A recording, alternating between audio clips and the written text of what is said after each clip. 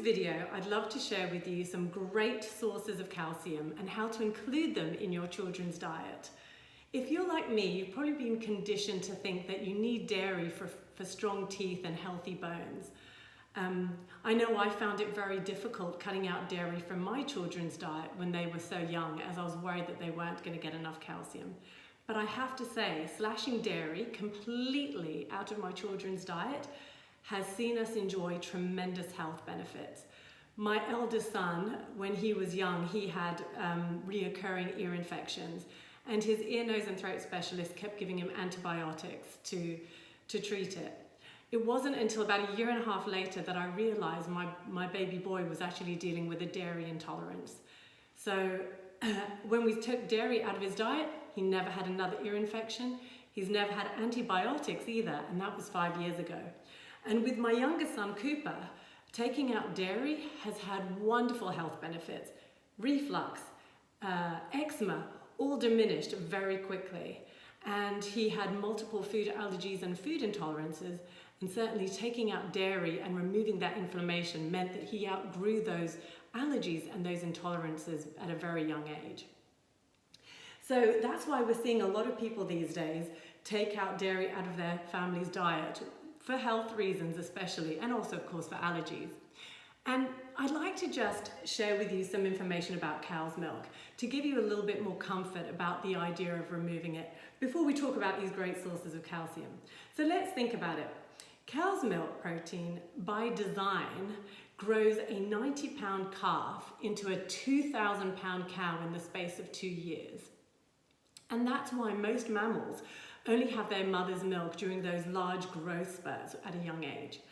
And after that, they don't need it.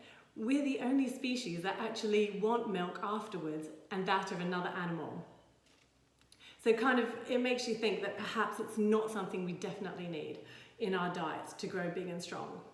And also, most people stop creating the enzyme lactase by the ages of 2 and 5, and that's needed to break down the sugar in milk called lactose. And due to pasteurized milk and lactose being undigested in the gut, this can cause a very acidic environment and an overgrowth of bacteria that we don't want in the gut. And so if your child's craving a lot of dairy like milk or yogurt or cheese, it's because the bacteria in the gut is craving it, because we've got more bacteria designed for cows in our own guts, in our children's gut. So taking out dairy can have wonderful health benefits, and probably not really necessary for our children to have such enormous quantities of dairy. So I'd love to tell you about how I incorporate other sources of dairy into my children's diet. And my boys don't have dairy in their diet, and they're off the growth charts in height and weight. So there's a little bit of proof that we don't need cow's milk. So, more importantly, I want to share in this video how you can get them to eat this stuff, because even my children won't go near it if I just show it to them. So I'm very good at hiding. So let's start with a few of these things. Here I have chicken bone broth, and I make my own chicken bone broth. It's so easy. It's literally just getting leftover bones from your roast chicken, popping it into a big pot of water and just boiling and simmering it for at least 12 hours ideally. And when you do that, you get all the nutrients from the bones. Now think about bones. What's needed to create bones? It's all nutrients. So calcium, phosphorus, magnesium, lots of collagen. And collagen, when it's boiled down, it creates gelatin. And that gelatin really helps the digestive tract. So a lot of children with food intolerance and allergies and reflux and eczema, there's a little bit of compromise around the gut lining. And with gelatin from bone broth, that gut lining gets restored and gets really nice and healthy. And when that happens, we see these health conditions diminish. So I use bone broth all the time in my cooking for stews, casseroles, spaghetti bolognese, soups, of course, even as an absorption liquid in rice or quinoa. So give bone broth a go. In wintertime, I have a pot of broth brewing in my kitchen every week, and we just use it in all of our meals, so our kids constantly eat it. When my youngest son had multiple food allergies, he had stews for lunch and dinner every day, and that meant he had tons of bone broth, and I think that was what really helped get over his sensitivities very quickly. Other great sources of calcium are, of course, leafy greens. Now, my boys won't go near this, so I hide it. I hide it in spaghetti bolognese. When I make a big pot of spaghetti bolognese, I put in a ton of vegetables. And I also put in kale, broccoli, spinach, whatever I have.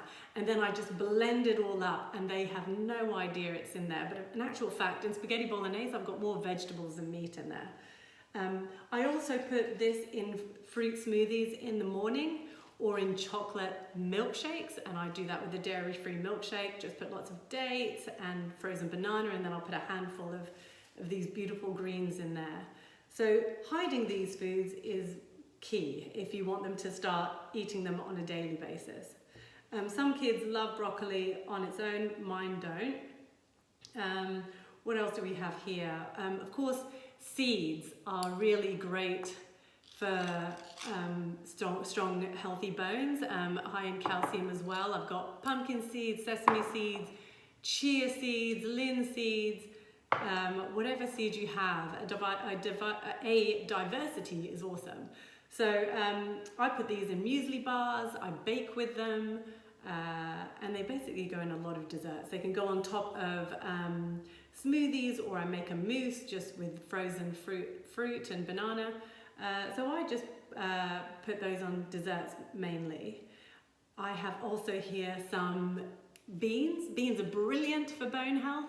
I make chickpea cookies, I make muffins with cannellini beans, and that's how I get that gorgeous texture in muffins without the flour.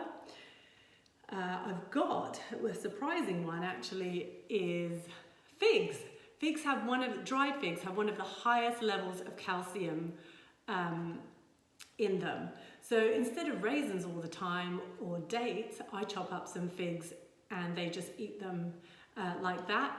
Or I put them in biscuits and muffins and things like that and just blend them up in a food processor. Another great source of calcium is sardines. So here's some sardines in spring water. My youngest son, who's 3, he will just eat these straight out of a tin. He loves sardines. They're also fabulous for brain health.